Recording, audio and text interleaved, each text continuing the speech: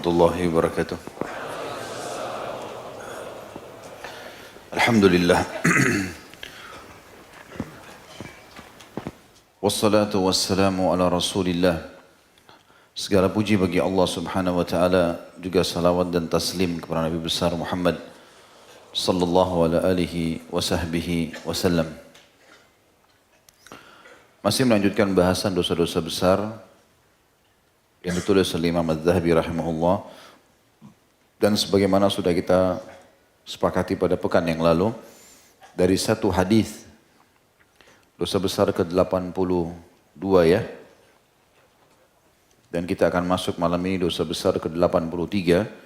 Dua dosa ini beranjak daripada sebuah hadis yang masyhur, hadis sahih riwayat Bukhari, yang Nabi SAW bersabda, sesungguhnya dua penghuni kuburan ini sedang disiksa, dan keduanya sedang disiksa bukan atau dengan sesuatu yang dianggap remeh oleh banyak orang, tetapi dia adalah dosa besar.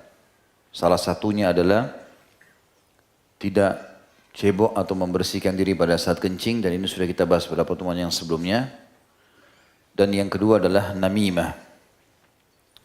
Dan namimah ini diterjemahkan dalam bahasa kita dengan adu domba. Apa sebabnya dinamakan dengan adu domba? Kalau kita lihat domba, teman-teman mungkin yang melihara ini, kalau domba jantan sama jantan biasanya, walaupun lagi makan bersama, bersebelahan, itu mudah sekali untuk diadu. Sedikit saja dielus bagian depan tanduknya, dihadapkan matanya, bisa berantem. Dan umumnya domba-domba yang sudah berkelahi seperti ini, itu bisa terus-menerus berkelahi setiap saat kalau ketemu. Gara-gara satu kali saja diadu. Maka mungkin sebabnya dikatakan dalam bahasa kita adu domba karena itu. Ya. Karena memang berbahaya orang yang tadinya berteman, bersahabat, suami istri, orang tua sama anak, apalah ya, atasan sama bawahan, sahabat dengan sahabatnya, ini bisa jadi rusak seketika hanya dengan masuknya orang ketiga yang berusaha untuk mengadu mereka. Kalau dalam bahasa Arab, namimah, dan namimah ini definisinya kita sebutkan dalam surah Al-Quran, salah satu ayat Al-Quran menjelaskan kepada kita dalam surah Al-Qalam. Dimulai dari ayat 10. Allah berfirman, A'udzu billahi minasyaitonir rajim wa la tuti' kulla hallafim mahin. Jangan pernah kalian mengikuti setiap orang yang banyak bersumpah lagi hina. Kata para ulama, ciri utamanya pengadu domba ini mudah bersumpah. Kalau orang jujur, amanah, orangnya baik, dia enggak butuh sumpah. Dia hanya sumpah kalau betul-betul darurat sekali. Kalau tidak darurat, dia tidak akan bersumpah. Maka ini cirinya. Dalam surah Al-Qalam, surah nomor 68 ini, Allah menyebutkan di ayat 10-nya tadi. Jangan pernah kalian mengikuti orang-orang yang banyak bersumpah, lagi hina. Maknanya apa? Orang kalau sering bersumpah, dia akan terhina. Karena apa saja bersumpah.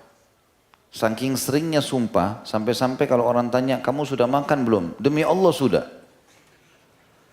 Enggak ada hubungannya, enggak butuh sumpah di situ. Kamu tadi datang jam berapa di sini? Demi Allah jam 4. Enggak butuh sumpah. Orang kalau terbiasa sumpah, hina dia. Karena seakan-akan dia pun tidak percaya dirinya sendiri. Di ayat 11-nya, Allah sebutkan juga, hammazim masya'im binamim. Ini saksi bahasan kita.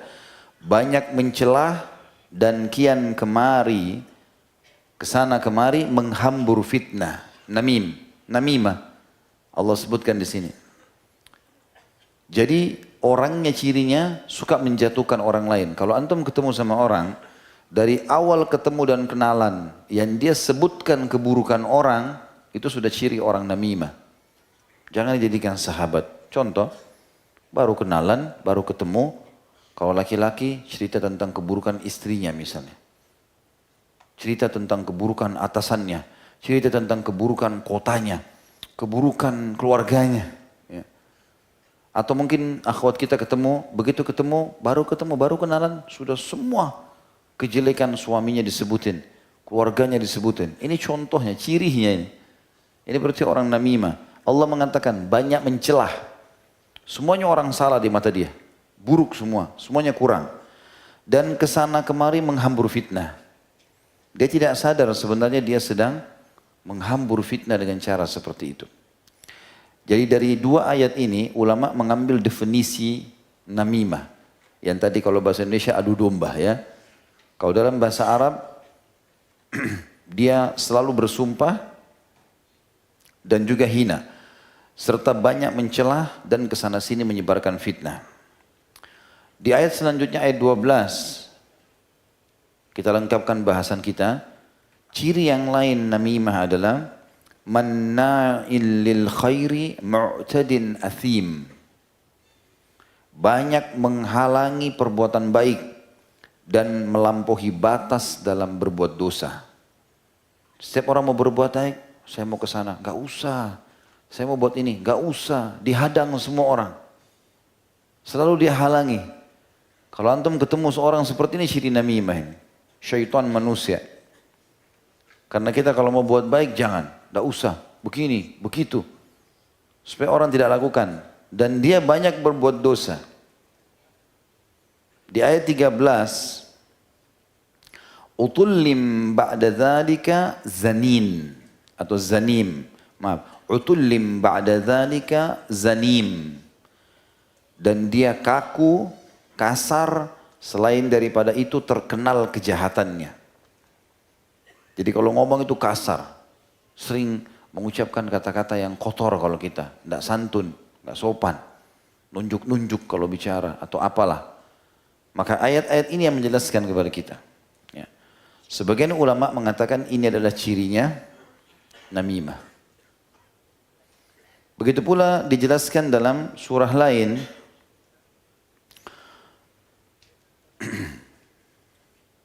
dalam juz 30 tentunya, surah nomor 104, Al-Humazah. A'udzu billahi minasyaitonir rajim. Bismillahirrahmanirrahim. Wailun likulli humazatin lumazah. Kecelakaan besar, kehinaan, kehancuran bagi setiap pengumpat lagi pencelah. Tadi sudah kita sebutkan dalam surah Al-Qalam, ciri mereka adalah suka mencelah. Di sini Allah rincikan pencelaannya seperti apa. Kalau humaza pakai ha, orang yang suka menceritakan aib orang lain dengan lisannya. Sehingga dia jatuhkan orang lain itu. Itu istri kamu memang begitu, suami kamu memang begini, itu atasan kamu memang seperti itu, komplek itu tidak bagus, pekerjaan itu, semuanya jelek. Itu humaza. Allah bilang kecelakaan, kehinaan, kehancuran. Dan juga masuk dalam makna wail adalah lembah di api neraka. Kemudian lumaza. Bedanya di awal hurufnya, kalau lumaza orang yang mempraktekkan aib orang lain dengan sikapnya. Orang ngomongannya cadel dicontohkan, pincang dicontohkan, diolok-olok.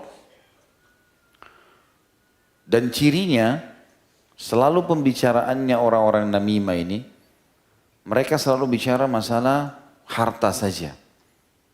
Ujung-ujungnya kalaupun ada yang dia bahasakan, bicara masalah harta.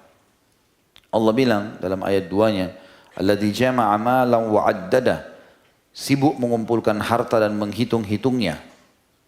Ayat 3-nya, yahsabu anna malahu akhlada, dia mengira bahwasanya hartanya dapat mengekalkannya. Kalla, sekali-kali tidak. La yumbadzanna fil hutama, pasti dia akan dilempar ke dalam hutama. Ayat 5-nya, wa ma adraka mal hutama, apakah kalian sudah tahu apa itu api hutama? Neraka hutama, kenapa harus takut darinya? Ayat 6-nya, narullahil muqadah, api yang disediakan oleh Allah yang berkobar-kobar, menyala dengan besar. Ayat 7-nya, allati tattali'u 'alal af'idah, yang akan membakar sampai ke jantung atau hati manusia. Innaha, ayat 8-nya, innaha alaihim muqsadah, sesungguhnya api itu akan tertutup rapat atau mengelilingi mereka, meliputi mereka, menutupi mereka. Fi amadim mumaddadah, dan mereka akan ada di tiang-tiang yang bergelantungan di dalam api neraka itu sendiri. Teman-teman sekalian, kalau kita bicara masalah adu domba ini, sebagaimana tadi ayat yang sudah kita bacakan, ada juga hadis Bukhari yang berbunyi, la yadkhulul jannata qattat, tidak akan pernah masuk surga qattat. Dan qattat ini yang kita bacakan nanti definisinya tentunya. Terjemah Indonesia adu domba. Ibnu Katsir mengatakan rahimahullah, al-qattat adalah orang yang menguping untuk mencuri pembicaraan orang lain tanpa sepengetahuan mereka. Lalu ia bawa pembicaraan tersebut kepada orang yang lain lagi dengan tujuan mengadu di antara mereka. Maka itu makna qattat. Dan makna daripada sabda Nabi SAW, tidak akan masuk surga, maksudnya dia akan masuk neraka dulu dengan perbuatannya kalau tidak sempat taubat.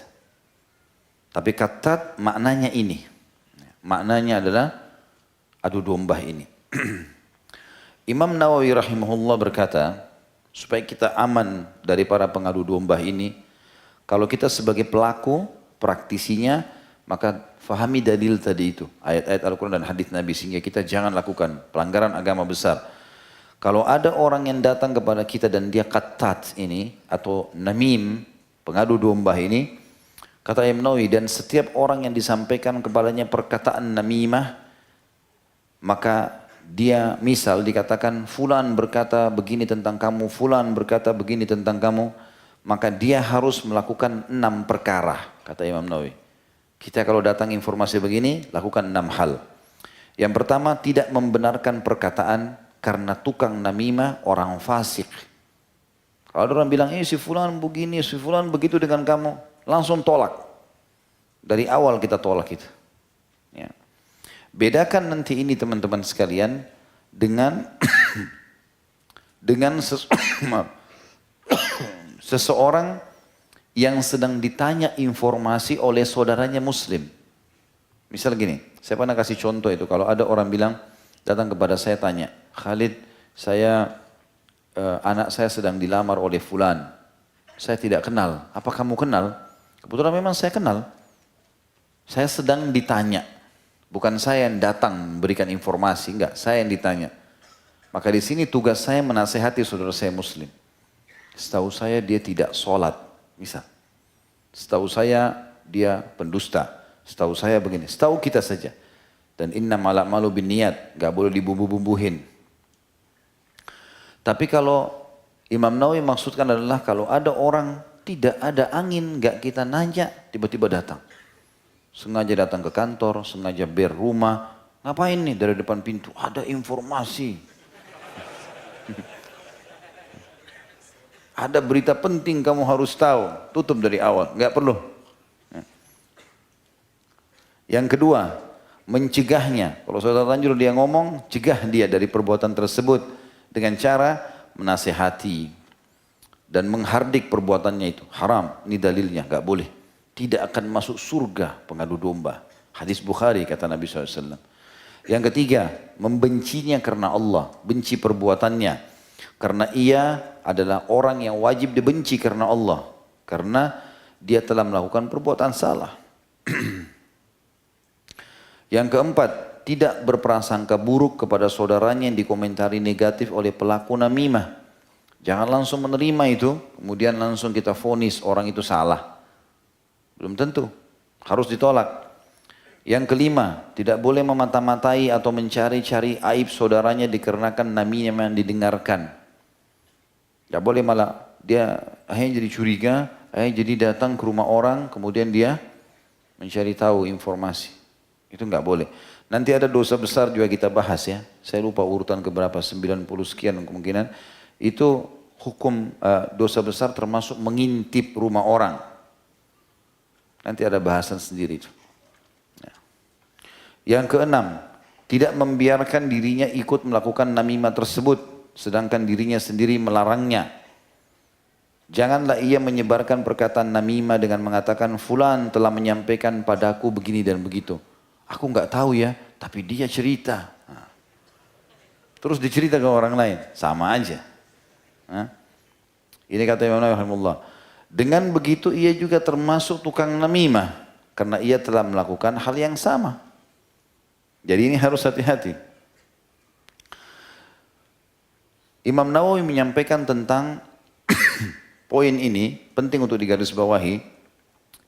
Kata beliau, kalau menyampaikan informasi yang ditanyakan, kayak tadi ya, atau bisa jadi informasi ini perlu disampaikan kepada pihak yang berwenang, dan memang itu kalau tidak disampaikan akan datang mudarat besar. Seperti misalnya kita lihat pencuri lagi manjat rumah. Tahu ini pencuri. Dari penampilannya, tutup mukanya segala macam. Malam-malam ya. Lalu kita telepon tetangga. Kayaknya ada orang yang mencurigakan di depan. Itu bukan adu domba. Jangan bilang saya nggak usah telepon nanti saya adu domba. Orang sudah mau mencuri. Ya. Atau kita lihat masuk ke toko lagi belanja. Depan mata kita ada orang lagi curi barang dimasukin di kantongnya. Nah, saya nggak usah ikut campur, anggap saya nggak lihat, nanti saya adu domba. Nah, itu salah. Bukan itu yang dimaksud. Kata Imam Nawawi, jika ada kepentingan dalam menyampaikan, ditanyakan atau memang mudaratnya besar kalau didiamkan. Melaporkan pelaku narkotika lah, terorisme lah, apalah kepada pihak yang berwenang, memang itu nggak ada masalah. Nggak masuk dalam hal-hal yang diancamkan di sini.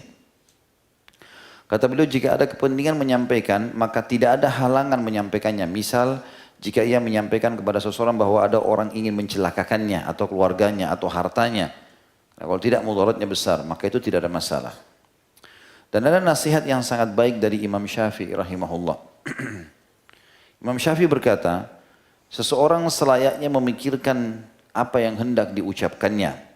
Dan hendaklah dia membayangkan akibatnya. Jika tampak baginya bahwa ucapannya akan benar-benar mendatangkan kebaikan tanpa menimbulkan unsur kerusakan, serta tidak menjerumuskan ke dalam larangan, maka dia boleh mengucapkan. Jika sebaliknya, maka dia harus diam. Dia tidak boleh ikut-ikutan. Tidak boleh ikut-ikutan. Ya. Maka ini harus hati-hati teman-teman sekalian. Makanya menjaga sikap kita dan perilaku ini penting sekali dalam Islam. Dalam hadis Bukhari Muslim, pernah ada seseorang bertanya mengatakan, ya Rasulullah, wasiatkan saya sesuatu yang kalau saya tangkap wasiat itu, saya udah bahagia dalam agama. Kata Nabi SAW, ikrarkan dengan lisanmu dan fikiranmu, yakini dengan hatimu, Tuhanku Allah, lalu istiqomalah. Yang ia halalkan, nikmati, yang dia perintahkan kerjakan, yang dia larang tinggalkan. Itu kebahagiaan, itu wasiat. Orang ini cerdas, apa yang dia bilang? Ya Rasulullah, kalau saya sudah yakini itu, apa kira-kira yang paling Anda khawatirkan bisa merusak itu dari saya? Saya enggak jadi istiqomah di jalan Allah. Kira-kira apa masalahnya? Maka Nabi SAW tarik lidahnya, dikeluarin. Kata Nabi SAW, haza, ini. Ini perusakmu ini. Yang merusak istiqamah ini. Makanya Nabi SAW berkata dalam hadis Bukhari yang lain, man kana yu'minu billahi wal yawmil akhir falyakul khairan aw liyasmut. Siapa yang mengaku beriman pada Allah hari akhir, ucapkan yang baik saja, dia yakin kebenarannya, manfaatnya ada, datangkan pahala, atau diam. Gak usah ikut-ikutan. Diam saja. Kalau kita dengar gosip, dengar bicara tentang orang, karena nanti gibah sama namimah ini tipis sekali perbedaannya. Menceritakan aib orang dengan mengadu domba tipis sekali. Karena kita kalau ceritakan aibnya si A pada si B, secara tidak kita sadari kita sedang mengadu domba. Apalagi kalau kita sebutkan si fulan, si A itu beginiin kamu. Maka itu kan jadi masalah. Ya. Dan berapa banyak kerusakan yang terjadi gara-gara namimah ini. Luar biasa. Putus rusaknya suami istri, rusaknya hubungan antara bawahan sama atasan, rusaknya persahabatan, rusaknya saudara dengan saudaranya. Berapa banyak wanita dalam rumah tangga membuat berkelahi antara suaminya sama orang tuanya, mertua dia. Berapa banyak dengan namimahnya dia membuat bertengkar antara adik sama kakaknya yang merupakan ipar dia. Begitu juga terjadi pada laki-laki. Dia tidak suka, dia adu domba, udah selesai. Dan ini ciri khasnya orang Yahudi ya. Makanya orang-orang Yahudi itu di Madinah pada saat mereka hijrah, mereka temukan di Madinah ada dua suku Arab, Aus dan Khazraj yang dikenal nanti Ansar setelah Islam. Ini suku ini ahli perang. Tapi zaman dulu tidak ada pendidikan formal. Orang apa adanya, tukang kebun kurma, mereka bekerja kurma, pedagang kurma. Maka Yahudi mengadu domba dua suku Arab ini. Aus dan Khazraj. Tiga suku ini bersatu. Kita biayai. Siapa yang biayai ini, siapa yang biayai ini. Lalu kita adu domba. Jadi bertahun-tahun dua suku ini berantem terus. Perang-perangan. Makanya Allah sebutkan dalam Al-Quran tentang kejadian mereka. A'udzu billahi minasyaitonir rajim wa kuntum ala syafa hufratin minan nari fa ankadzakum minha.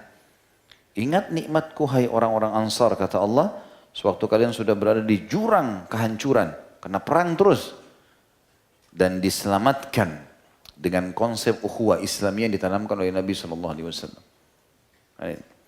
Jadi ini memang ciri orang Yahudi dan ciri orang yang buruk, ciri orang yang fasik. Makanya kontrol teman-teman sekalian. Dalam hadis Bukhari yang lain kata Nabi SAW, Man dhamina li ma baina lihyai wa ma baina fakhidhai dhamintu lahul jannah. Siapa yang bisa menjamin bagiku kata Nabi SAW apa yang berada di antara dua pipinya, lisannya, dan yang berada di antara dua pahanya, kemaluannya, dia enggak berkata adu domba, gunjing, fitnah, lisannya, kemaluannya tidak berzina, maka aku jamin baginya surga. Jadi saking pentingnya, ini bahaya sekali. Makanya teman-teman yang penting saja. Dan satu hal yang saya wasiatkan buat diri saya dan teman-teman sekalian. Usahakan tidak masuk ke zona hidupnya orang lain. Kecuali memang kita punya tanggung jawab di situ. Saya sebagai suami tanggung jawab terhadap istri saya, iya. Saya sebagai orang tua tanggung jawab pada anak saya, iya. Tapi tidak semua orang. Kan gitu. Tidak usah kita menjadi pahlawan kesiangan. Sedikit-sedikit lagi duduk santai, telepon. Siapa nih kira-kira yang saya telepon nih? Telepon deh. Assalamualaikum, salam. Ada berita apa nih? Mulai. Enggak ada apa-apa kok. Enggak apa-apa, curhat aja. Pahlawan kesiangan. Cerita, saya siap dengar kok. Dengar. Dia tidak sadar, dia buka. Orang itu ungkapin masalahnya. Oh memang suami kamu itu jahat. Apalagi kalau perempuan terbawa perasaan. Sudah jahat suami kamu. Kenapa kau enggak cerai saja? Katanya tadi mau nasihat. Ini malah merusak. Ya. Akhirnya termotivasi dan orang yang telepon ini untuk cerai sama suaminya. Dia adu domba ini. Dia tidak sadar. Ya. Nabi SAW wasiatkan dalam sebuah hadis yang sahih riwayat Imam Muslim. Kata Nabi SAW, jangan kalian saling mendengki. Dengki artinya iri dengan apa yang Allah berikan kepada orang lain. Tidak usah terpengaruh. Orang itu kenapa badannya kekar, kenapa dia gagah, kenapa dia cantik, kenapa dia kaya. Kita sekarang, saya ya saya jalan, saya berusaha, saya bertawakal. Itulah. Tidak usah hasud dengan orang, Nabi larang. Jangan saling dengki, karena Allah sudah kasih begitu. Jangan saling membenci, jangan saling bermusuhan, dan jangan menjual barang yang sudah ditawar oleh saudaramu. Sementara dia transaksi nggak boleh kita negosiasi sampai dia selesai. Dan jadilah kalian semua hamba-hamba Allah yang bersaudara. Peringatan yang sangat baik dari hadis Nabi alaihi salatu wassalam. Dikatakan dalam banyak riwayat bahwasanya Nabi alaihissalam dalam banyak riwayat-riwayat yang sahih, kalau beliau selalu saja kalau bertemu dengan para sahabat bertanya hal-hal yang positif, tanya kabar, keadaan, menyampaikan wahyu, ya, menasihati, atau amar ma'ruf dan atau menahi anil munkar, melarang kemungkaran. Selebih daripada itu Nabi SAW lebih banyak diam. mendengarkan. Iyas al-Muzani rahimahullah, salah satu ulama tabi'in yang masyhur dengan kepintaran dan kecerdasannya, dia berkata, aku selalu mengalahkan semua argumentasi yang ada di depanku. Karena Iyas sangat cerdas. Masya Allah, ulama tabi'in dan jadi hakim. Dia bilang kecuali ada satu orang. Dia hadir di majelisku dan aku terkalahkan dengan argumentasinya. Dia duduk di ujung majelis, selalu hadir dalam pengajian, tapi nggak pernah bertanya. Diam saja orangnya. Satu waktu aku dekati dan aku tanya, semua sudah pernah bertanya kecuali dia. Hai fulan, kenapa kau nggak pernah bertanya? Maka dia mengatakan, Allah memberikan aku 2 kuping dan memberikan aku 1 lisan, agar aku lebih banyak mendengar daripada berbicara. 2 kuping untuk apa? Kenapa bukan 1 kuping? Dan lisan 1 agar lebih banyak dengar daripada banyak bicara. Dan aku mendengar, maka aku aman. Aku berbicara, aku akan dihisap. Gitu. Karena kata-kata yang sudah diucapkan susah untuk ditarik kan. Nggak mungkin. Gitu. Bagaimana bijaknya mereka seperti itu. Ya. Pernah juga ada satu kali disebutkan kisah di zaman tabi'in dulu. Ada seseorang punya hamba sahaya cerdas. Terkenal dengan hakim, bijaksana. Punya kata-kata mutiara yang bagus. Tuannya bilang majikannya, saya mau kau hari ini belikan saya yang terbaik menurut kamu dari kambing. Dia pergi pasar, dibeli lidah. Lidah nggak ada tulangnya, dimasak, daging semuanya. Ya. Dimasaklah sama dia. Ini yang terbaik dari kambing. Besok kata majikannya, kamu tolong belikan saya hari ini yang terburuk menurut kamu dari kambing. Dia beli lagi lisannya. Sama. Terus majikannya tanya, kenapa kau membeli produk yang sama, barang yang sama? Kemarin saya minta yang terbaik, kamu beli lidah, sekarang yang terburuk juga lidah. Dia bilang, hai tuan, karena benda ini adalah benda yang bisa menjadi baik sekali kalau digunakan untuk menasehati, berzikir, baca Quran, berdoa, dan dia akan sangat buruk kalau digunakan untuk menggunjing, memfitnah, ya, mengadu domba dan seterusnya. Jadi ini penting sekali teman-teman untuk digarisbawahi agar jangan sampai kita terjerumus dalam masalah seperti ini. Dan sebagaimana disebutkan dalam hadis induk kita, ini penyebab siksa kubur. Ini penyebab siksa kubur hanya karena seseorang pernah melakukan perbuatan seperti ini. Siapapun yang pernah melakukan ini teman-teman bertaubat nasuha kepada Allah Subhanahu wa taala, sekaligus tentunya sekaligus dia memperbaiki, ya, selain minta taubat kepada Allah, memperbaiki dengan cara minta maaf kepada orang yang pernah diadu domba sama dia, dan dia coba meluruskan supaya fitnah yang tersebar harus diperbaiki. Kata para ulama, adu domba ini jahatnya, namimah ini, satu kali dipicu susah diperbaiki. Walaupun kita datang, kecuali betul-betul kita bisa meluruskan karena tampiasannya kemana-mana. Kita adu domba antara suami istri, datang masuk di antara mereka atau antara atasan sama bawahan atau maka itu sudah cukup untuk membuat akhirnya mereka pecah, dan untuk memperbaiki tidak mudah, susah sekali gitu. Makanya dikategorikan dalam dosa besar. Ya. Dan banyak sekali hadis-hadis Nabi SAW yang berhubungan dengan masalah larangan dan perintah untuk menjaga lisan. Saya sebutkan beberapanya. Dan kalau ada pertanyaan tentu silakan ditulis seperti biasa.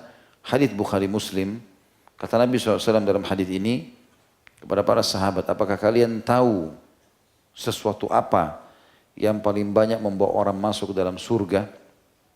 Maka kata para sahabat, atau para sahabat terdiam, kata Nabi SAW, taqwallah wa husnal khuluq.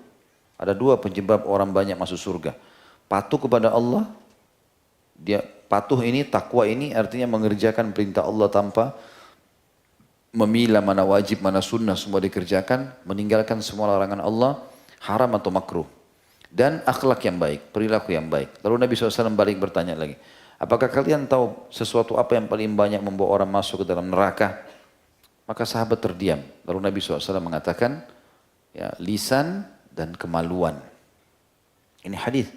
Hadis yang kedua, yang juga berhubungan dengan masalah ini, di mana Nabi SAW pernah melewati bangkai kambing. Lalu beliau mengatakan, siapa yang mau membeli bangkai kambing ini? Maka para sahabat mengatakan, ya Rasulullah, jangankan dia sudah jadi bangkai, hidup pun, ya, kalau dia cacat, karena kebetulan kambing itu cacat, tanduknya patah, matanya buta, kakinya patah. Kalau dia hidup tidak ada yang mau, bagaimana kalau sudah jadi bangkai? Kata Nabi SAW, seseorang, demi zat yang jiwaku dalam genggamannya, seseorang di antara kalian, ya, memakan bangkai ini lebih ringan daripada dia menceritakan aib saudaranya Muslim. Di dalam hadis yang ketiga, juga hadis sahih. Kata Nabi SAW, sibabul muslim fusuk, wa qitaluhu kufur. Sibab artinya mencelah, mencaci maki, mengadu domba. Muslim adalah fusuk, perbuatan kefasikan, dosa besar. Dan membunuhnya adalah kekafiran. Hadisnya jelas semuanya tentang masalah ini. Tidak boleh main-main tentang masalah perbuatan-perbuatan seperti ini. Dan sekian banyak hadis Nabi SAW yang mungkin sekarang belum terlintas di benak saya yang melarang tentang masalah penyalahgunaan lisan ini tentunya. Allahu a'lam. Mudah-mudahan bermanfaat insyaallah. Subhanakallahumma bihamdika asyhadu an la ilaha illa anta